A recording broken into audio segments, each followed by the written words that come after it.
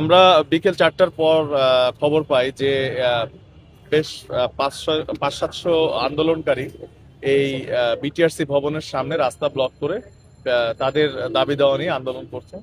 এবং আমরা খবর পাওয়া মাত্রই আমাদের শেরে বাংলানগর থানার টিম এবং আমাদের তৎপরবর্তীতে আমাদের ওসি, জোনাল এসি, এডিসি সবাই এই এলাকায় মুভ করে। আমরা এক পর্যায়ে শুনতে পাই যে এখানে তারা অ্যাগ্রেসিভ হয়ে এই বিল্ডিং এর বাউন্ডারি ভাঙচুর এবং বিল্ডিং এ ইট পাটকেল নিক্ষেপ করে ক্ষয়ক্ষতি করছে। তো আমাদের আরো আমাদের যে ফোর্সের চাহিদা সেই চাহিদা আমরা দিই এবং আশেপাশের টহল টিমগুলোকে আমরা ডাকা শুরু করি।